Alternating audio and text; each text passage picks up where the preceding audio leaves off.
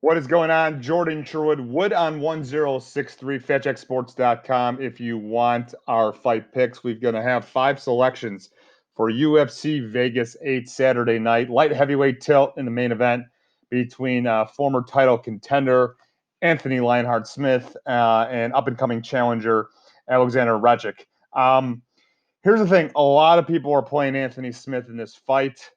He's a huge underdog. People like that. People like the fact that now it's a 3-round fight. It's not a 5-round fight, and they do believe that his last fight, which was a stoppage, lost at the hands of Glover Teixeira back in May at UFC Jacksonville, was a blip on the radar. And they look at the fact that this is a guy that did go 5 rounds against John Jones. He's a guy that submitted Alexander Gustafsson in his bounce back fight. He had a victory over Volkan Oezdemir, who just recently defeated Aleksandar Rakic in the last fight, a split decision victory for Oezdemir, and then we saw him subsequently get knocked out.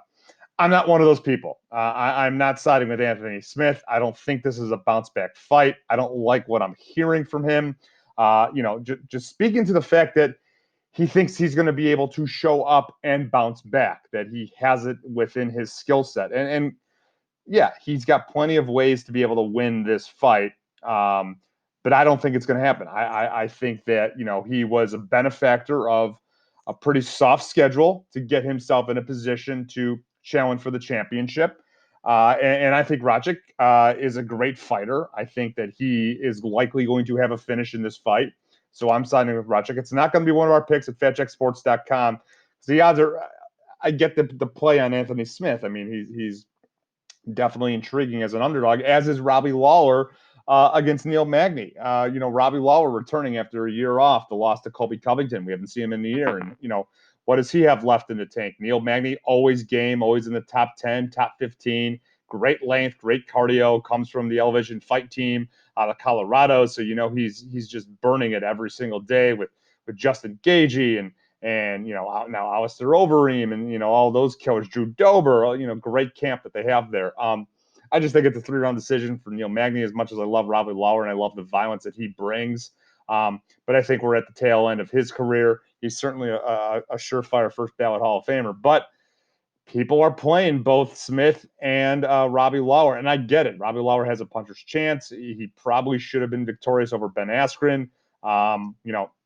Couple of fights back, and he is one punch away. And certainly Neil Magny has struggled with aggressive strikers in his past as well. But I think he's now on a 3-fight win streak. He's been looking pretty solid. I'm back in Neil Magny again. It's not going to be one of our FatJackSports.com picks. The Maki Batola fight and Impa Kasanga, it is actually one of the picks. So we're siding with one of the guys taking a relatively short notice fight. So you go to FatJackSports.com for that. We've also got a winner in the Alex Caceres Austin Springer fight. So that's another fight that we like. We've got a prop play actually as well in the Martin Cyphers fight. It's the first fight on the card. So, pay attention to that. And we've also got a winner in the Whitmire Polyana Viana fight. The last one that we got to talk about is Ian Kudilava and Magomedev Ankalaev. What is going to happen in that fight? What's going to happen pre-fight? What's going to happen in a smaller cage? Ian Kudilava is one of those very interesting characteristics. Literally, try to suplex Ankalaev before they fought.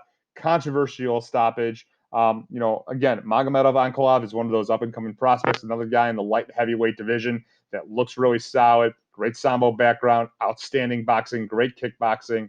But the Hulk is the Hulk, and he's a terrifying, personality when you get into the cage. So looking forward to that fight. It's a great fight card from top to bottom.